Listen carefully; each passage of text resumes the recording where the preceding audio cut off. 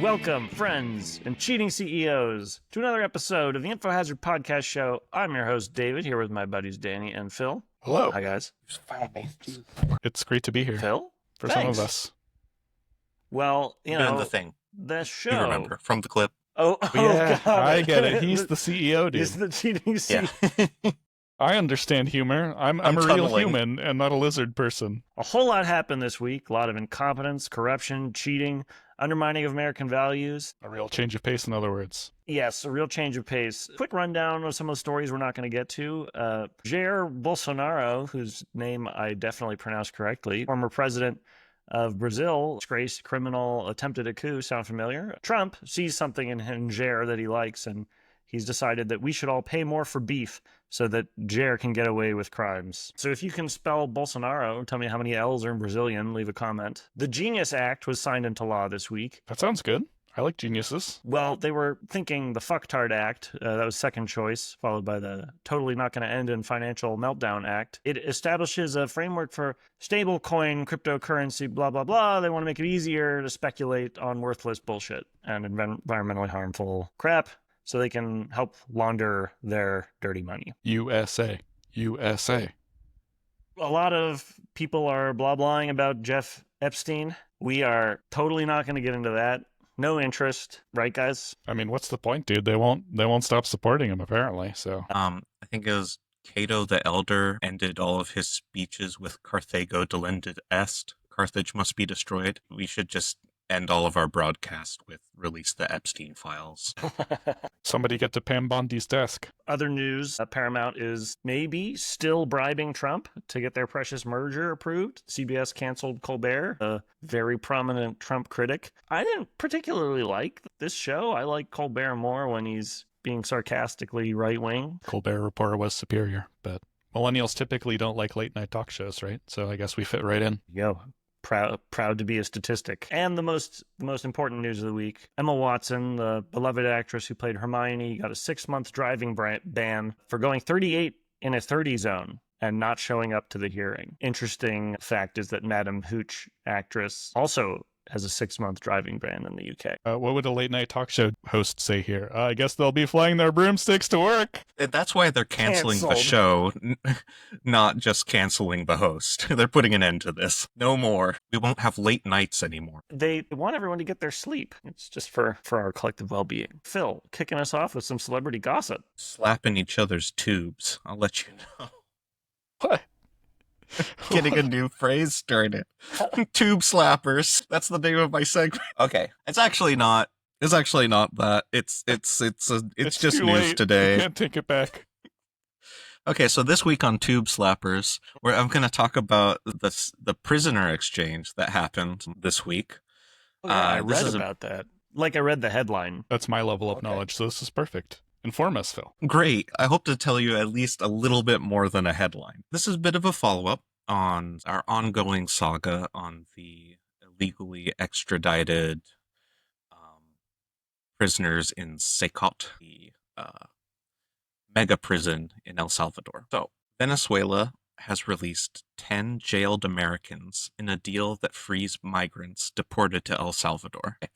Central to the deal are 252 Venezuelan migrants being freed. Okay, sorry. So I lost track of who is Yeah, who I need a here. diagram here. So there are 10 Americans. Are these like 10 people who we sent and paid them to take? Or are these just 10 unrelated Americans who are just like held prisoner in El Salvador? You're not wrong to think that. This is weird, right? Like, this is a prisoner exchange that happened not between us and El Salvador, but us and Venezuela.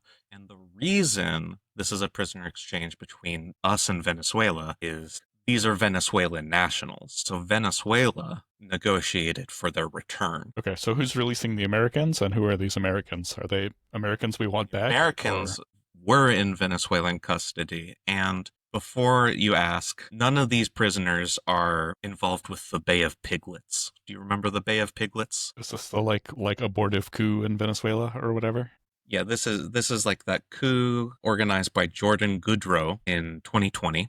There was an election. Nicolas Maduro won. His U.S.-backed opponent tried to do a coup, but it was really bad.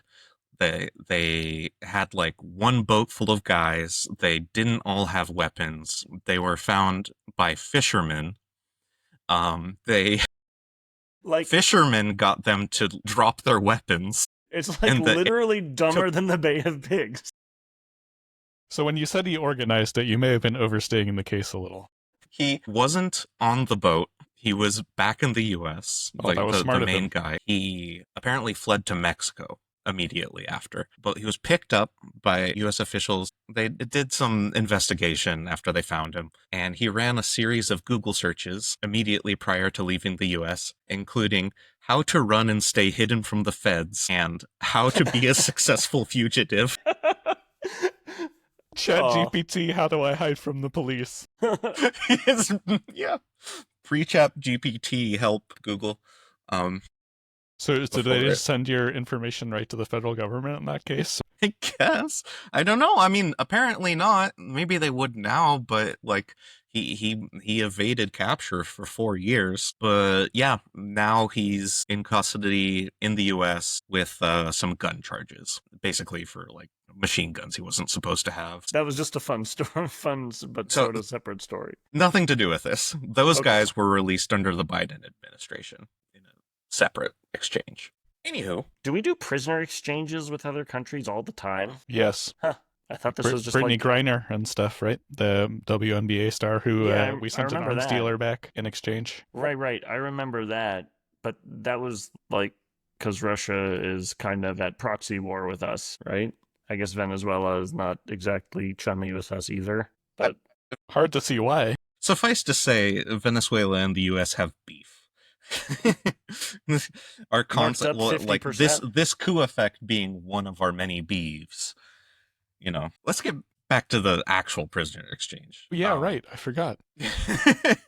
So stories move pretty far since last we checked in. First of all, Gilmar Abrego Garcia, he's in court to face some human trafficking charges, I believe. well, hold on. Abrego Garcia also at some point requested that he not be released, right?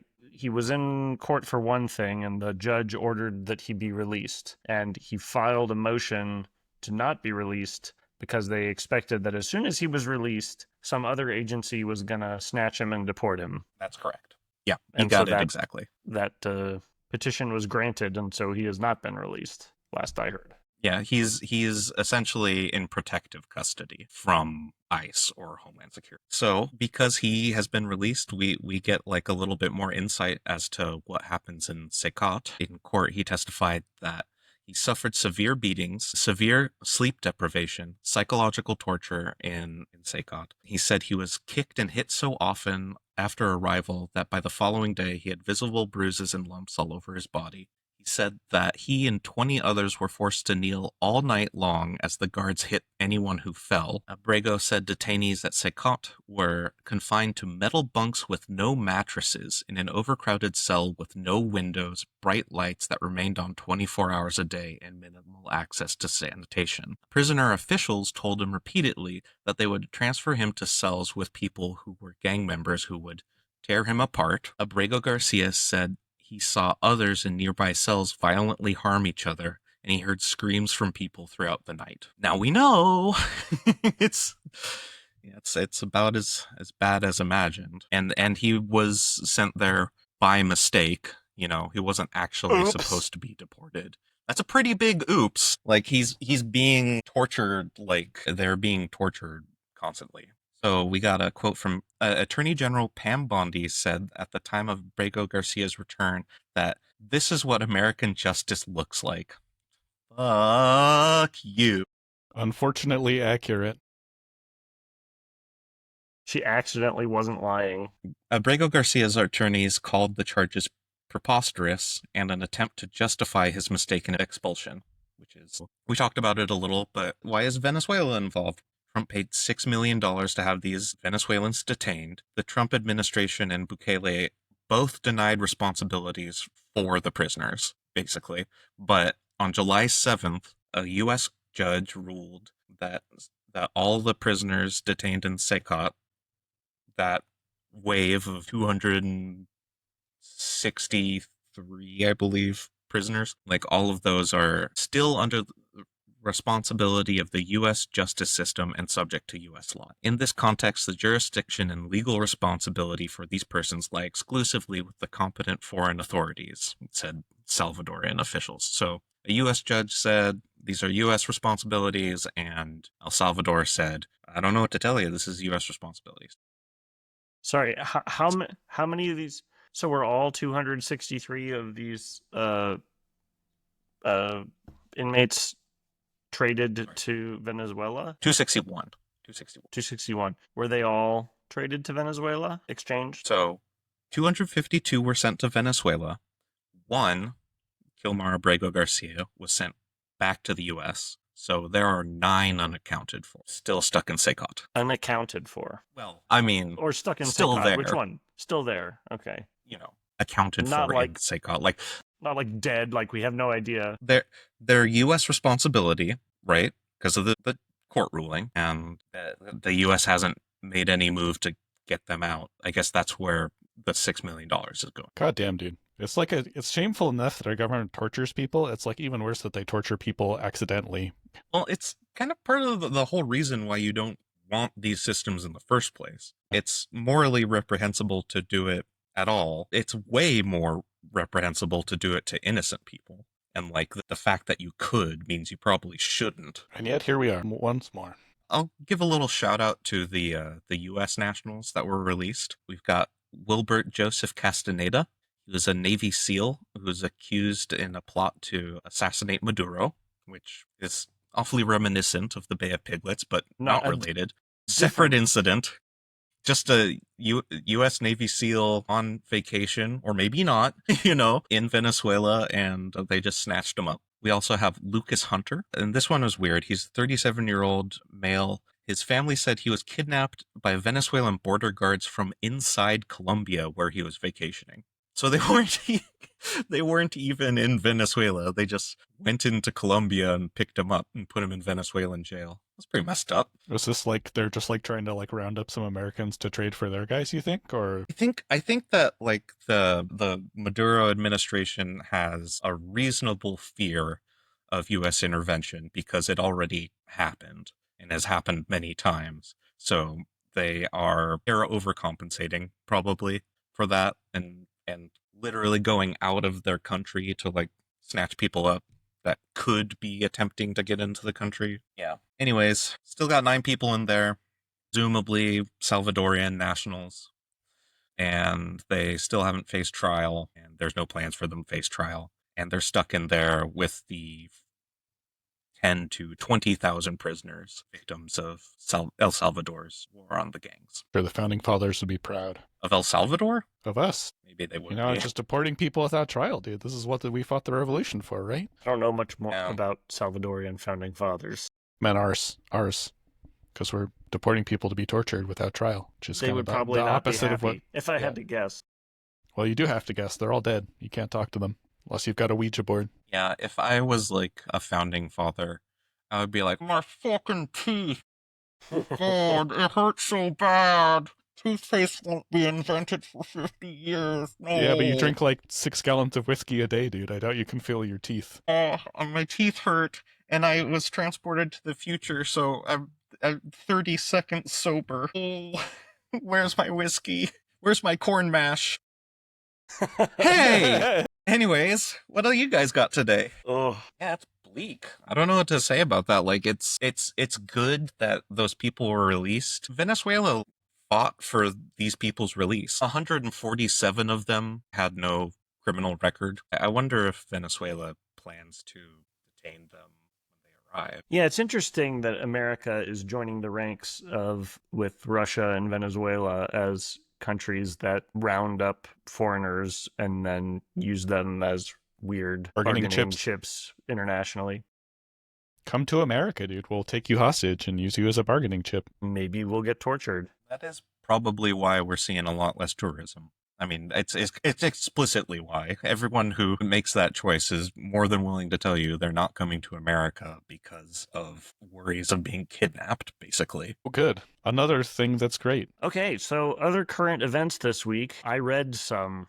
I actually read a couple things, and there were some interesting common themes. I tend to read things in parallel, so I have like several books that I'm sort of crawling through. I've got one in the office, one on the At the same time, like spread your eyes apart. Yeah, just like that. No, I've got one in the dining room, one in the living room. And so one book I've been reading is Wealth of Nations. Founding text of capitalist theory. So here are a couple of the quotes that I pulled out of it in what I read last week. The institution of long apprenticeships has no tendency to form young people to industry. A journeyman who works by the piece is likely to be industrious because he derives a benefit from every exertion of his industry. An apprentice is likely to be idle, so it almost always is so, because he has no immediate interest to be otherwise. So, in other words, so he's talking about long apprenticeships, and he explicitly is also talking about universities. He's basically saying that, if you go to a long apprenticeship or a university, you're just going to be lazy because there's no point. He goes on to say... I read that somewhat differently. I read it as labor not connected to the reward of the profits is incentivized to be idle labor. Well, but he's not just talking about the profits. He's also talking about learning. Yeah, no, I mean, I would say from the context of it, he's actually also talking about learning. So here's another quote from a few paragraphs below, where he says, long apprenticeships are altogether unnecessary. Making clocks and watches, he gives the example of clockmakers. Making clocks and watches contains no such mastery as to require a long course of instruction. Once they've been invented and are well understood, to explain to any young man in the completest manner how to apply the instruments and how to construct the machines cannot well require more than the lessons of a few weeks. Perhaps those of a few days might be sufficient. So he's saying... Clockmakers. Take that, clockmakers. Yeah. Your shit's simple. AI is going to replace your job, clockmakers. Adam Smith, I didn't realize he didn't believe in artisanship. I guess that is part of capitalist theory. It is sort of a rejection of artistic principle. So, no, yeah, man, okay. Yeah, Phil is like, I'm definitely not with Phil 100% on this. He does believe in artisans, but he believes that... Yeah, he says, like, you can do an artisan's work in a couple of weeks. Yeah, he's saying you could learn to repair clocks in a couple of weeks. And his point is that they have these requirements on excessive, expensive, long apprenticeships. They do it in order to artificially raise their own prices and to keep people out of their profession. He mentions these sort of two negative consequences of it. One is, okay, the price of this stuff goes up artificially. People are denied a chance to do work that they might want to do. And also, people sit around idle during these long apprenticeships because it's really not that much material, but they have to do it for years in order to enter into the guild. It relates a little bit to modern college. Like, we don't have guilds, but there are certainly professions with licenses, and a lot of the time licenses are you get them by passing tests, so that's good. Like, I wouldn't substitute doctor for clockmaker in this sentence, in this paragraph. I mean, maybe back in 1770, sick, get his blood out of there. That'll help. Back All in right, you're a doctor 1770, there was like less requirements for doctors by far. But how do you determine if you're a doctor? Did you say you were one? Congratulations. When I think about my own college, I can relate some to the complaints that he puts out there. There are lots of classes that were just part of getting the degree. I think at four-year colleges, it's pretty normal that people go, okay, now people of my class go to college. And so then they go to college, and then it's like, well, what will you major in? And then you're like, what sounds interesting? And I guess maybe hopefully they'll think, okay, and what also has job prospects? I've actually just been reading a bunch of documents from early, like, colonial America. And I was reading some of the Silence Dogood letters. These were written by Ben Franklin pseudonymously when he was a teenager, working as an apprentice at his brother's printing press. Here, when you do that, you've got some time on your hands. Exactly. And in one of his letters, he expresses some similar sentiments. So in this letter, he's having a sort of trippy dream. And in this dream, every peasant who had wherewithal was preparing to send one of his children at least to this famous place. And in this case, most of them consulted their own purses instead of their children's capacities. This place he's referring to is the college. Just sort of like what I'm saying about how, you graduate high school and it's like, I guess we have the money, we should send one of our kids to this place. Another quote, because they think their purses can afford it to send their children to the temple of learning, where for want of suitable genius they learn little more than how to carry themselves handsomely and enter a room genteelly, which might as well be acquired at a dancing school, and from whence they return after abundance of trouble and charge as great blockheads as ever, only more proud and self-conceited. Hell yeah, dude. So he talks some solid shit, and he's actually specifically talking about Harvard. Learning stuff is good.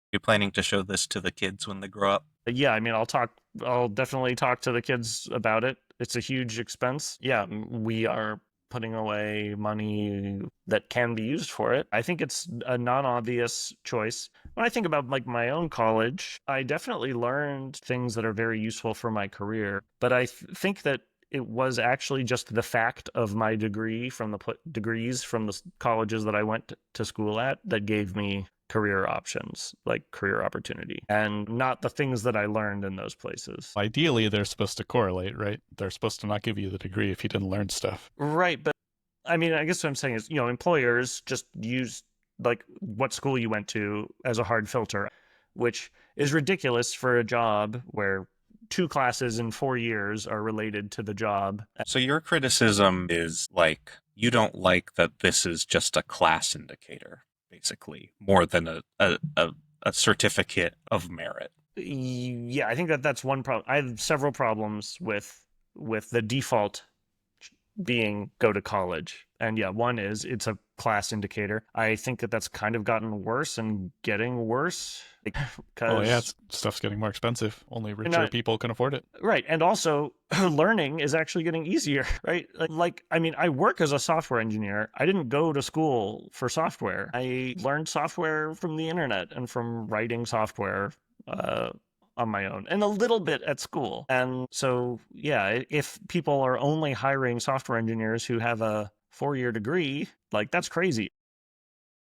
I feel like software is actually one of the worst examples of this because they are more willing to hire people without 4-year degrees. That's right. It's a little bit of a problem when they are recruiting from these places. Like right now, when you put out a job post, you get 500 responses instantly, and so you just have to use these these proxies, and it's either that or you're just getting the job through connections. I think college is very useful is making connections, though I never got any jobs from people I met in undergrad, so that didn't work out for me. Got a job in undergrad? People I met in undergrad?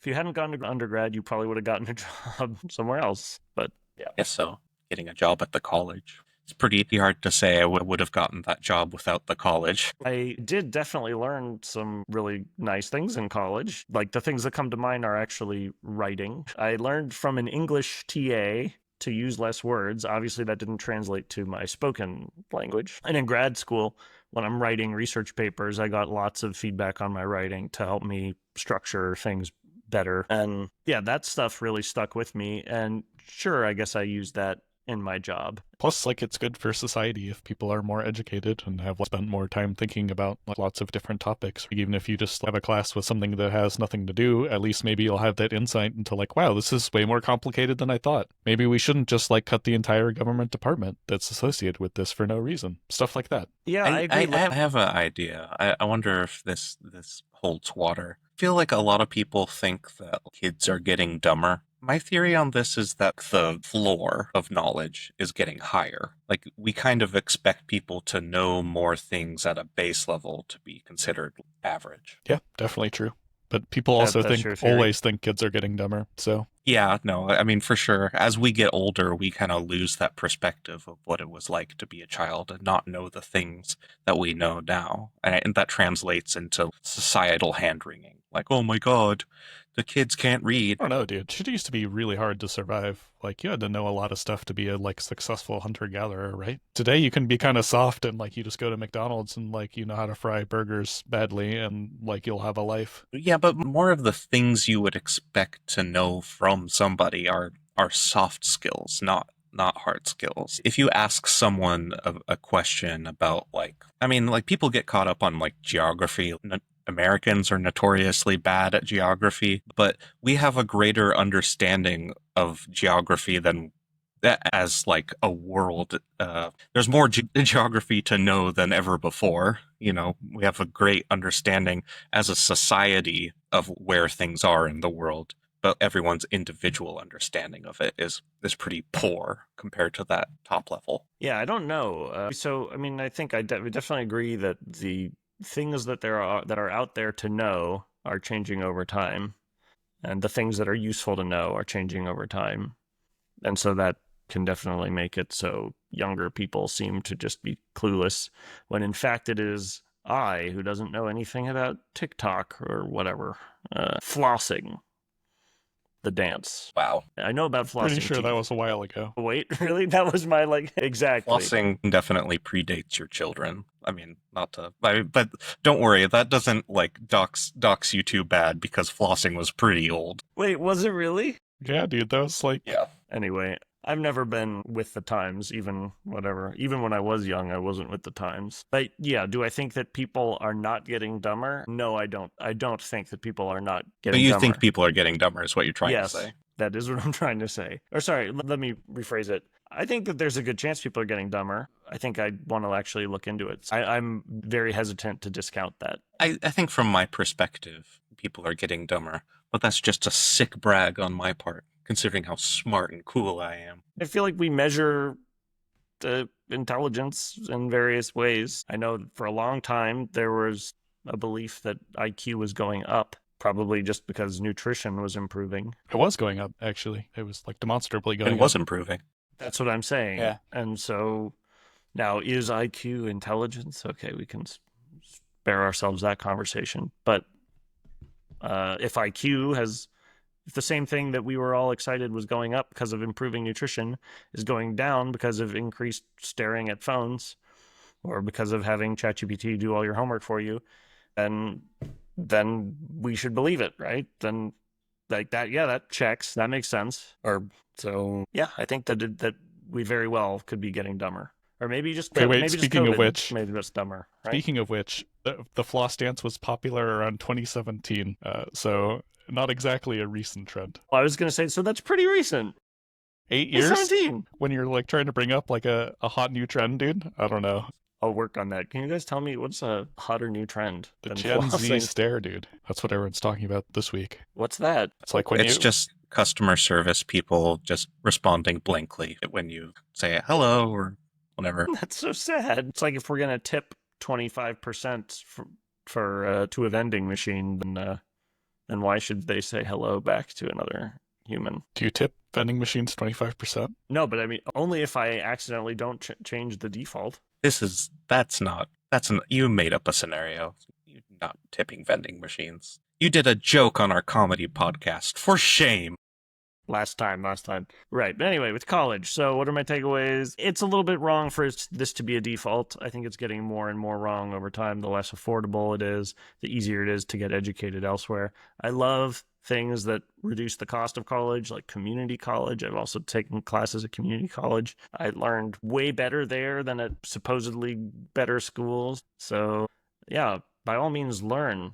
Definitely learn. Never stop learning. Don't just learn at college. But yeah, the institution of college itself, pretty dubious. I think, like, all colleges should be like community college. Maybe not all colleges, but, like, the community college model is such a great model for other universities to follow. Being affordable, you mean? Yeah, high affordability and like active teaching. There should just be, like, more of a separation between researchers and teachers. Like, engaged teachers should be prioritized in teaching environments, and we should be funding more researchers if that's like...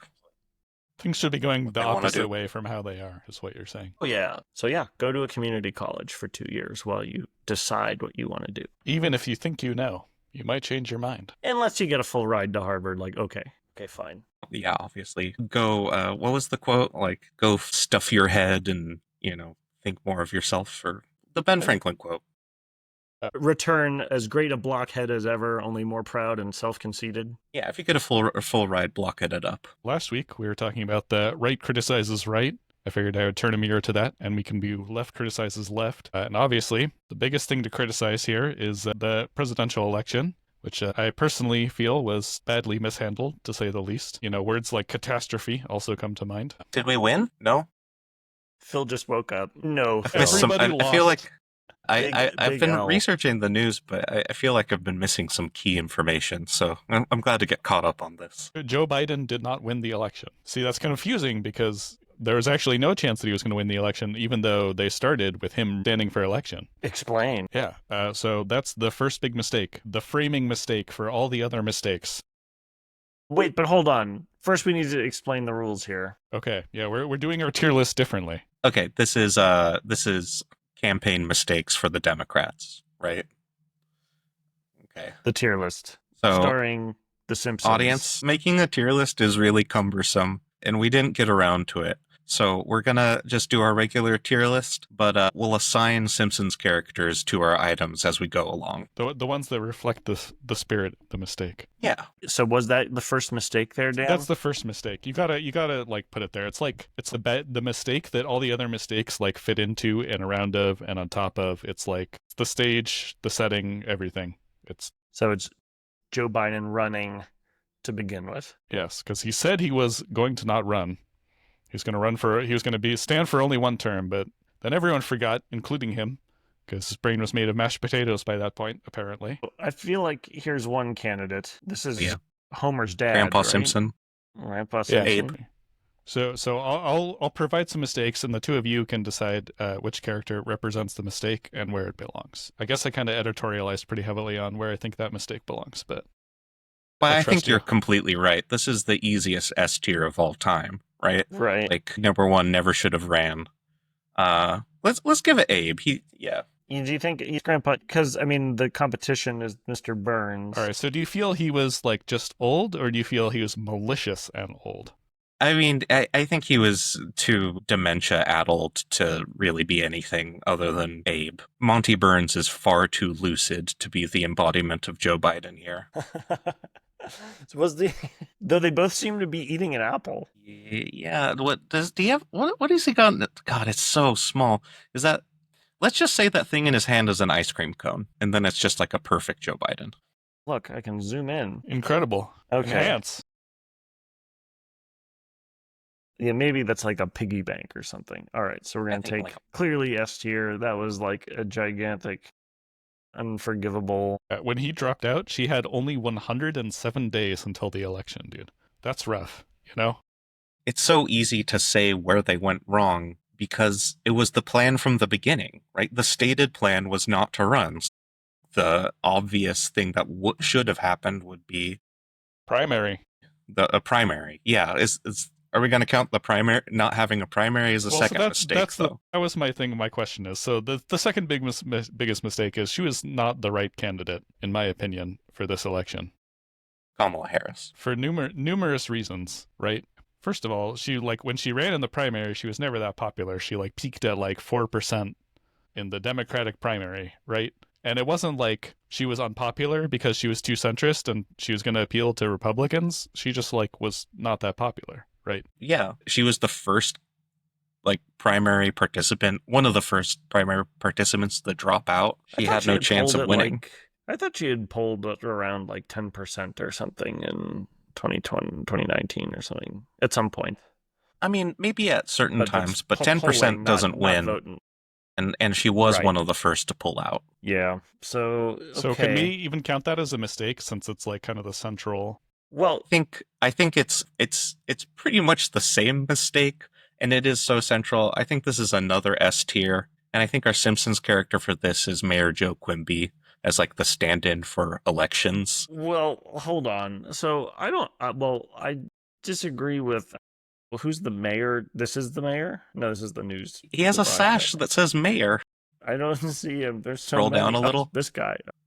Yeah. Mayor. And you're saying S tier. Okay. I'm going to differ with you on this one. So this is having Kamala be the candidate once Joe Biden dropped out. I think just like we would be remiss if we didn't mention as core to this mistake is not running the primary. It's definitely that, yeah. That's not having a primary, picking her instead. We'll call that Like the it's mistake. The title of the party is the Democratic Party, and they Right. skipped an election. Well, okay, so I feel like there's some, unlike the other S tier mistake, there are some arguments for this. Okay, right? hit us. Like I don't think there was any reasonable argument for Joe Biden running again. He had promised he wouldn't anyway. But given the late timeline when Joe Biden did drop out, you could say like the logistics of a primary were unmanageable. Certainly if he had dropped out like 2 weeks before the election, then you can't call for a primary at that point. So after the convention, right? So yeah, it was before the convention. They could have done something primary-like, but they couldn't have gone around and done all the states and stuff. In fact, they already had a primary, right? So they'd had a primary in all the states, and just it was not a competitive primary. Dean Phillips ran against Joe Biden. Biden with Kamala on the ticket, and Biden plus Kamala had won like 90% of the vote or something in most of the states. And so I think there's also an argument like, which is the argument that they made, right? Which was that, there was a primary and people voted for Biden with Kamala as backup. I think that like these are reasonable. I think these are two reasonable reasons why holding a primary wouldn't have made sense. Now, I think they totally should have had a competition. They have this convention. It is there for a reason. There have been contested conventions before in American history. It wouldn't have been the first time. Right. And it would have been a perfect opportunity to get like crazy press coverage all the time, if they're having like whatever little beauty pageants between all the Democratic darlings, then no one would have talked about Donald Trump from the time Joe Biden dropped out till the time the Democrats had selected someone. So anyway, I agree it's a big mistake, but I just don't put this as S tier because I feel like there were a couple of decent reasons for it. Yeah, I agree. Their alternatives to making this mistake were pretty bad. It also turned out to be a pretty bad mistake. She's from California, dude. Like, that gives her so much baggage with like the rest of the country. She's a Ronald Reagan Democrat. She's a prosecutor, so that like turns off a lot of Democratic voters. Okay, I think you're right. This is A tier at most. Yeah, you're right. You're right. At most. All right, that's all I needed to hear from Okay. Phil. So the next one I have here is she ran her campaign as a positive campaign about optimism and hope, but provably that doesn't work anymore. It's only negative campaigning against your opponent that gets voters out to support you. And also, she's against Donald Trump, who is the master of negative campaigning. Are you sure? Because I feel like so much of the Democrats' messaging was just about how bad Trump was. That's to some extent, but she I do feel like she kind of soft pedaled it a little bit compared to previous Democrats. Like they went with the whole he's weird, not like he's dangerous, he's a threat to democracy. I don't know. This one I felt kind of 50-50 about, but like 75 or 80% of the different articles that I read about this situation put this in there, so I felt like I should put it in there too. Humans are herd animals. I'm no different, I wonder if there was some Democratic Party research behind the scenes that we're not getting. We focus group that he's a lying, thieving, rapist, pedophile, but I guess people knew that and accepted that. So I guess we'll go with he's weird. Also, there's that. And then also, I don't think of democracy as being valuable on its own. Right? It's only valuable insofar as it actually yields a society that progresses. Hitler was elected democratically, right? So there's a pretty big asterisk there. Sure. But if we're just going to be electing Donald Trumps and Hitlers and Jair Bolsonaros, and if that's who we're going to be electing, then I'd kind of rather have like a king, right? Like I'd have somebody depending on their, on what they're actually doing. Well, yeah, but you can't depend on what they're actually doing. The whole point is they do whatever they want. This is fun. I get to take the lib talking point here. I think there's inherent value to democracy. Well, I'm saying there's some, but it really has to actually deliver in less meta ways, right? You get to choose between two crappy candidates every 4 years for president, and okay, but it has to deliver the goods, right? It has to actually lead to Yeah, some totally. kind of Right. prosperity. And That's so true if you of every government, right? They have to. right, yeah, of course. So I'd rather have, if you're just going to be having people, like Trump, democratically elected, who are, just undermining prosperity, like I don't know, acting no differently than if they were a Russian agent. Prosperity is a pretty loaded term, I'd say. Also, we're getting pretty lost in the sauce here. Yeah. Yeah. Some Thanks, man. benefit, like some positive benefit to society, not just number go up. All right. Yeah, but I don't mean number go up when I say prosperity. I mean the definitional, I mean the actual meaning of the word prosperity. And like my point is, when it comes to bring it back to the actual topic, campaigning about, how democracy is in danger. If people see democracy only as instrumental for broader goals of prosperity, then they're like, whatever. Okay. But then they don't care. It's not a strong argument. Yeah, but she wasn't making that argument anyway. So would you say that she wasn't making a mistake? She totally was making that argument. Like that was like a huge focus of the campaign. That Donald Trump is a danger to democracy, which is A, true, and B, was provably not appealing to a core of Americans whose votes mattered. Yeah, I mean, there's also other negative campaigns you can run besides he's a threat to democracy, right? Yeah, no, Totally. I've rapist pedophile was my pitch. Yeah, but- like the Epstein file. All right, so they could have released the Epstein file. so I mean, I guess what you guys are saying is she didn't make this mistake at all. She wasn't. I'm not sure she made this Well, mistake. didn't Yeah, I didn't mean, run like, a negative enough campaign. She should have run a differently negative campaign. Well, okay. Well, let's get to the important thing. Which Simpsons character is this? Scratchy? No, this is Itchy. Wait, which one's the cat? I don't know, but he's got a smoking gun. Okay. I mean, should we even put this on here though if we think it doesn't exist? No. This is in the middle bottom. I think it was a mistake. I don't think we have a consensus of like why. Yeah, by the way, I hate the like dark, scary music and like purely just trying to produce like a fear reaction from your ads. I believe in going on whatever Joe Rogan and talking a whole lot of shit for Hell 3 yeah, hours. dude. All right, what a transition. She did not go on Joe Rogan. She went on only the 5th most popular podcast, as compared to Trump, who went on all 3 of the 3 most popular podcasts. She went on Call Her Daddy, which is the 5th most listened, and Trump went on Theo Von, The Sean Ryan Show, and Joe Rogan.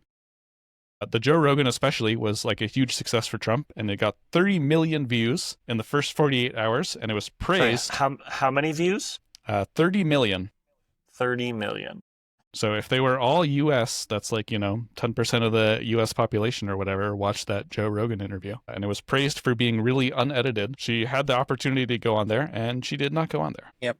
I will note all 3 of those top podcasts are like pretty right wing. That's an even better chance to sell yourself to people who wouldn't normally vote for you. I'm just saying, like, it would have been more adversarial. I think that's probably why she didn't do it. She should have gotten in there and mixed it up. I hate that shit so much, dude. Yeah. With current politicians being so afraid to like talk to people who disagree with them. Fuck that. Gotta be brave, Yeah, dude. it shows cowardice. It shows like lack of confidence. It's like a high it risk, shows it's dismissive. but you got to take It's that like risk. I don't even want to talk to you. Totally. Anyway, so who is Joe Rogan here? Is it I don't know, Mo? Oh, not Barney. The Probably not. Barney's her. got a good heart. guy in the Bumblebee costume. But yeah, actually, yeah, he's a media personality. Let's put Bumblebee Man on there. There we go. All right, so Yeah, what tier of mistake is this? This is Bumblebee Man. It's got to be a B. I put this higher than not having a primary. Like, I mean, maybe You're like you're smoking overgeneralizing it. crack. Like I she guess it's lost like- Democratic because- voters, which is like the majority of all the swings that happen is losing your base. Fair enough. And I guess I'm like overgeneralizing it. Like, I think like the general quality of Kamala, of just being a very play it safe kind of a candidate the whole time. This is illustrative of a major problem I have with her. Okay, missing those 3 podcasts themselves. Maybe only a B. All right, what's next, Danny? All right. It is only a B. Support for Israel, and possibly you could lump in sort of generally being disconnected with what the progressive base progressive part of the party wanted. I'm going to rate this one a lot lower than you might expect. Because the argument is that supporting Israel lost her a lot of Arab American voters in the Midwest, Michigan, just a state that she narrowly lost. That is true. It did. It lost her some key voters. Plus, I do feel like the stink around this was like insane. I'm sure it got amplified by Republicans or whatever, but like you couldn't go like one day without like some super progressive Democrat being like,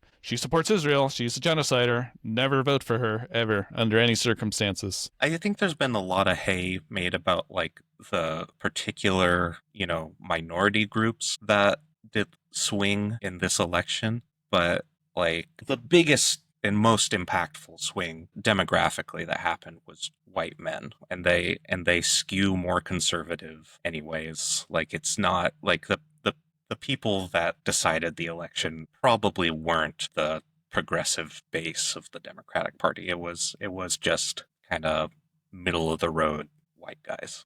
Her stance on Israel bugged me a great deal, but my vote is fairly inconsequential.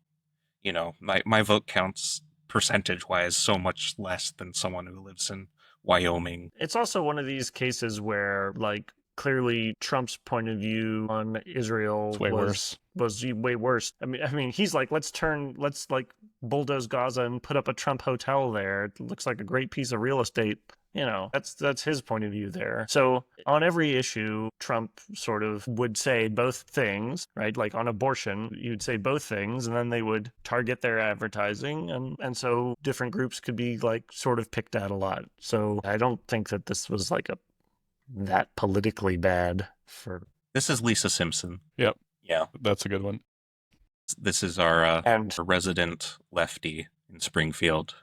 I think that we can't rate this exactly at F, just because it did, like you mentioned, like swing some fairly important votes, Midwestern Arab Americans, like somewhat impactful. Just not the most impactful. But this is like the same thing.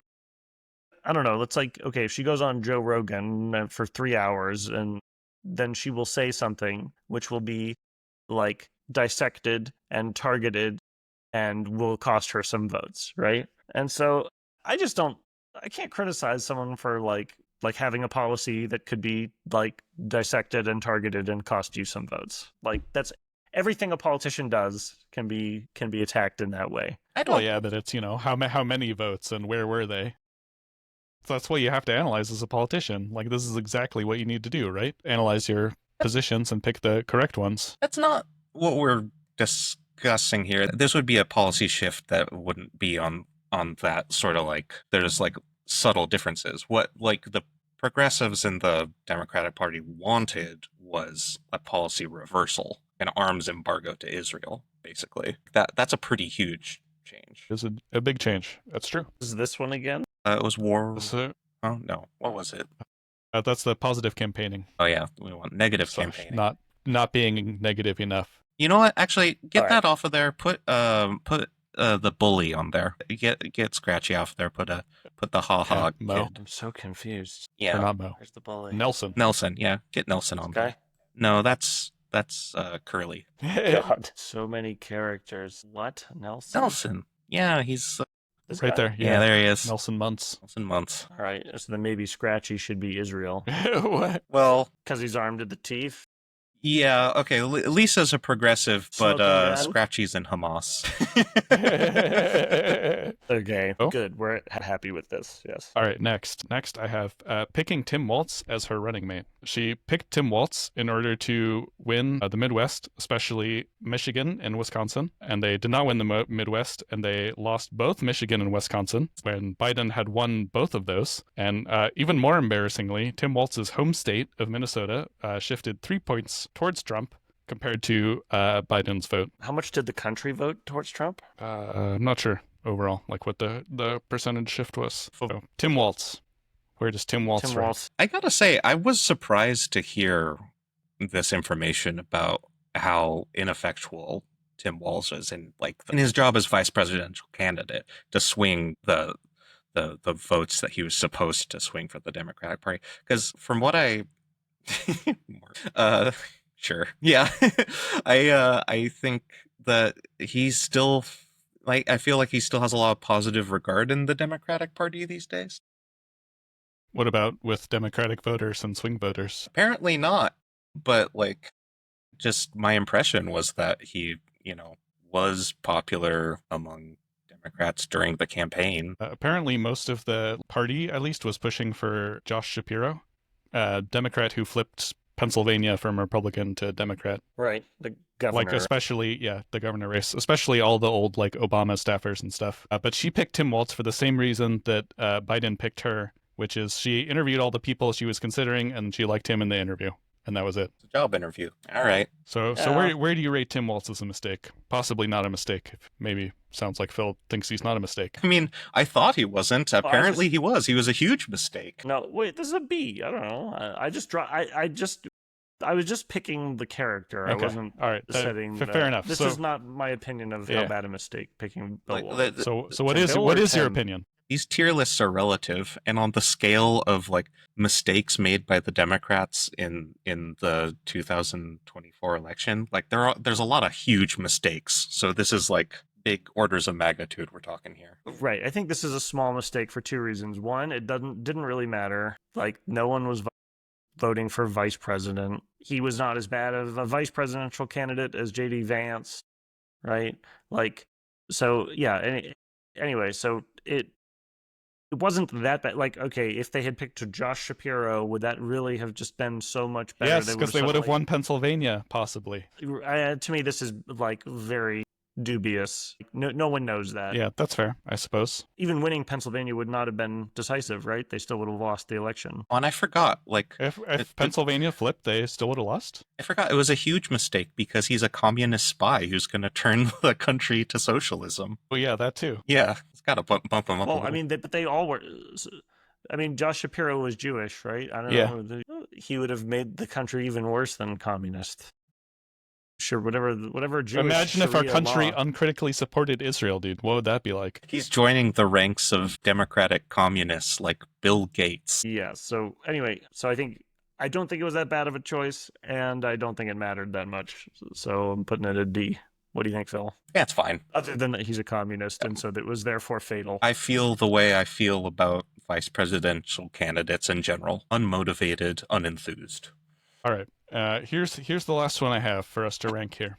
And it comes with a fun game for us and our viewers, so get ready. Okay. All right, so co-host of ABC's The View, Sunny Hostin, asked Kamala Harris, what, if anything, would you have done differently than President Biden during the past 4 years? And she answered with, there is not a thing that comes to mind. So first off, how bad of a mistake was this? Because this just, when I saw this, dude, I was like, this fucking blew my mind. And secondly, what should she have said? What single thing that she said would have had the biggest chance of turning the election around for her if she said right here? She just busted out the insane eloquence, the brilliant ideas, the incisive analysis. What could she have said? Well, first of all, I wouldn't have made the eggs so damn expensive. Dude, that's actually unironically pretty great. Like, you say anything they can attack you on, it's funny. Gets a lot of play. Yeah, good answer, Phil. Good answer. I wonder if at any time during her vice presidency she actually disagreed with anything that Biden was doing. If she had, that might have been a good thing to bring up. They tried to spin it as like she was trying to be loyal to the guy who picked her for president or for vice president, you know. But I think he would have wanted her to run the campaign well, even if she had to talk some shit about him. Also, that's a terrible thing. That's terrible. That just brings to mind the fact that she was picked for president, not elected. You don't want to. You want to distance yourself from that. Yeah. Okay. So that's bad of a depressing. mistake? That's depressing to hear that my political instincts are better than hers. That sucks. I mean, do you think that she could have said? By the way, Like, can we go back? I think Joe should have dropped out. Barney was a great choice for this. It's like she was drunk. Oh gosh, I thought you were talking about Bernie Sanders. I was like, what? Like if they'd like run another primary, like we would have got Bernie. Yeah. Anyway, Barney Sanders, Right, exactly. the purple dinosaur socialist. Right. Yes, she answered like this guy would have. No, but do you think it would have worked? So here's like a possible answer to that question, which is criticizing Joe Biden for dropping out so late. Yes. That would have been great. I mean, it's not like great in the sense of what the question was asking of like what's a policy change you would have made or whatever. Like, sell something to the voters who feel that the last 4 years weren't that great for them, you know, which is a lot of voters. Like, people were not happy with how things were going. The majority of voters said the country was headed in the wrong direction. Right. Even if she's like largely a fan of Biden's policies, like stuff like, you know, like I feel like we haven't gotten enough done on the infrastructure spending that we've done. Like, you know, we haven't delivered any electric car chargers. It's been 4 years. It's unacceptable. We should have focused on that. If I had my way, there'd be way less countries. Bombing, bomb, bang, bang, bang, whack-a-mole. No, I don't know. I mean, like, she could have... There's so many little things that would not have been, like, even if she wanted to be loyal to Biden. In the grand scheme of things, like, if she said, like, she would have backed the railroad workers when there was the railroad strike, that would have been not the hugest deal, but would have been an understandable point of divergence. Now, I mean, do I think she would have? No, she's a... Plus, it's just like, to me, it shows like such a like bad attitude towards the job. The presidency is such a like complex and insanely hard job, and like after doing it for 4 years, you can't think of one single thing you would have done better.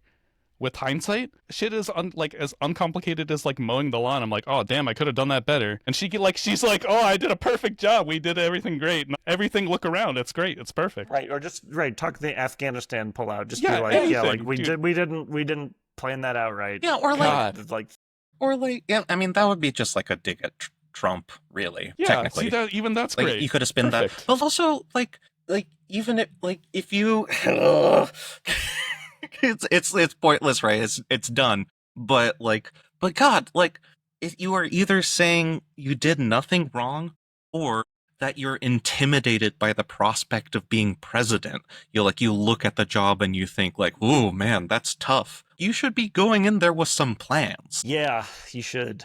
There's just something about this one. This is the one that really gets me fired up, dude. The rest are just like, you know, they make me sigh. This one, it fucking chaps my ass, dude. Okay, for ass chapping, we got to put it an A. All right. A for ass chapping. An A? And commenters, tell us, what would you have said if you were her in that instant? What could have won her the election if she said it? I think personally I'd go with, we should have locked Donald Trump in jail for attempting to overthrow democracy instead of just watching Merrick Garland sit around with his thumb up his ass. Yeah. After making him attorney general in some sort of misguided, sorry, we didn't put you on the Supreme Court gesture. And then after he sat on his ass for 2 years, we should have fired him and got somebody who would do something. Punishment for treason is he would be lucky to be put in jail. All right, and so this is the perfect transition into, so first of all, commenters, you know, what should she have said? Let us know. But it leads me into this article I saw in the New York Times, which says that the DNC is conducting an audit into why they lost the election. So just in case you are worried that they might have learned something, no, they're not going to learn anything at all. They're going to avoid the question of whether or not Biden should have run for re-election or whether he should have dropped out earlier. They're also going to avoid looking at whether Kamala Harris was the right choice to replace him. Also, okay, so those are our top two mistakes. They're not going to investigate those. No, okay, and so they're also not going to look at other decisions they made, like framing the election as a choice between democracy and fascism. They're also not going to look at stuff like not responding when Trump had the ad that said Harris is for they, them, and Mr. Trump is for you. Fun bit of wordplay. And so yeah, they're gonna keep doing the same fucking bullshit they've been doing. Somebody save us from the Democrats. No one's coming to save us, by the way. No one is like, you listener, get out there and primary fucking everybody. Get a clean slate. No more of this bullshit. Like, fuck, it's outrageous. They're not going to learn anything. The moneyed interests in the Democratic Party remain in power. Like, only people power can defeat them. It's hard work, and no, people aren't doing enough of it, and we got to get out there. God damn it! Shout out to Zoran Mamdani. Shout out to Zoran Mamdani and supported his campaign. Winning a campaign where he raised half of his opponent. By the way, like you can still win elections if you have a motivated base of support, not just money. Kamala raised more money than Trump. It's not just about money. It's about people. Money doesn't vote. And it's about doing standing for something. God damn it. Something else. And it's about having a third thing to say when listening. It's about the rule of threes. Fuck, I'm sweaty. Me too. It's hot, man. Summer. This pod is getting feisty. Should we give an outro here? Thanks everyone for listening to another banger of an episode of Info Hazard Podcast Show. If you liked this episode, put it on the biggest screen you can find and run around in front of it, pointing at it. Look, there's my friends from the internet. Listen to what they have to say. They're real cool. In charge of the next Democratic presidential campaign. We could not do worse. We don't ask for much. All we want We is, could do worse. you know, an Could we inside do track worse, to dude? power. I don't know. Looking at it, it's hard to imagine. I have faith in us, dude. We could run a better campaign than that. Yeah, I got a coin and it's ready for flipping, baby. I can make way better decisions. I was actually going to consult the founding fathers by Ouija board for all of my decisions. Coins are random, dude. You got to consult the wise minds of the past. That's the path to wisdom. I was just going to ask ChatGPT. Thanks for tuning in. Yeah, congratulations on making it to the end of this episode, and we will see you next week. And I have a feeling that the news is going to be really good this week. Hell yeah, dude. I love that. All right, positive visualization. Everyone who's listening, think positive thoughts. We're going to hear great news this week. If it works for the president, Oh, yeah. it can work for you. Right. Namaste. Boom.